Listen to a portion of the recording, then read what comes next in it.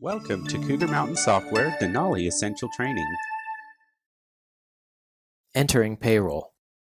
The process for entering payroll in Denali Payroll is streamlined and easy to use. The payroll entry grid can be opened by using either the icon or the classic navigation menu item. In the header, you can enter a payroll description and check comments if needed. These fields are optional.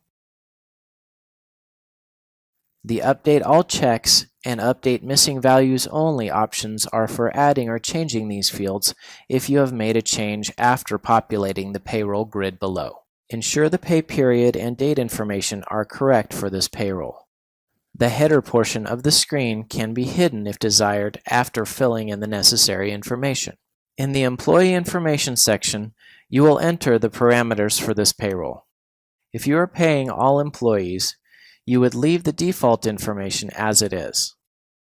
If you have been tracking daily units, make sure the Include Daily Units box is checked. Then click the Add to Grid button. If you need to reset the payroll to clear all fields, you can use the Clear Grid button. If you need to delete an employee from the grid, right-click on the indicator to the left of the Header Edit button and select Delete Row. The Header Edit button allows you to edit dates and comments for a specific employee check without affecting the other employees in the grid. This is also where you would put a check number if you do not want the system to assign it for you.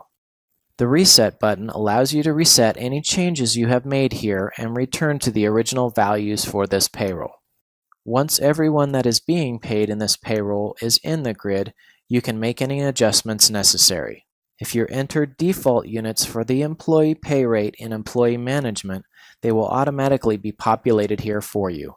You can edit the units by clicking the Edit button next to the Units field. You can enter units if needed. You can also enter overtime, other time, and leave units. This box will also allow you to change the state tax code if necessary. You can also add units from another pay rate by clicking the New button. This will open a new pay rate window for that employee. The new units and pay rate will then be included in the total when you click Done. If you did not enter default units for this employee, the Units field will be highlighted yellow. This will also prompt a warning message when you try to save. If the employee has deductions creating a negative amount before the pay units have been added, this will be highlighted red and will give you an error requiring fixing before you can continue with payroll. Editing benefit, deductions, and taxes are done the same way, by clicking the Edit button next to the field that needs editing. Employees cannot be edited from the grid. If the benefit or tax code is not already associated with the employee in Employee Management, you cannot add it. Dollar amounts in existing codes can be adjusted by checking the Adjust box unless it is a benefit without a set amount for each pay period. The bottom of the Prepare Payroll window gives you totals for each field on this payroll run. These totals, as well as individual check totals, are updated automatically if you make a change to any of the fields in the employee grid. Clicking Next will save the payroll and take you to the Print Edit Report options. You can choose to print any of the reports, view them on the screen, or save them to a file. You can choose to work with the reports or just click Next to proceed. Checks and direct deposit stubs can be printed from the next screen. You can select specific print parameters such as transaction or department. You can let the system assign a check number if you didn't enter a check number in the grid previously. If you are letting Denali assign the check number, be sure to enter the correct starting check number in Module Preferences and ensure your starting check number is correct when you print checks. Click OK to start the print process for checks and then do the same for direct deposits if you use them. Once you are done printing checks, click the Next button. The next report that comes up is the Check Register Report. This shows you each check posted to the Bank Reconciliation module. If you have selected to post direct deposit in summary, it will give you a total for all of the direct deposit transactions and each check. Once you are done with the report, Close it and click the Next button. The next report is the pre-posting report. This report shows all of the benefit and deductions for the employee in this payroll run. Once you are done, close the report and again click Next. The EFTPS report is next. This report shows the tax information for this payroll. You can proceed by clicking the Next button again. The last step before posting is to generate the direct deposit file.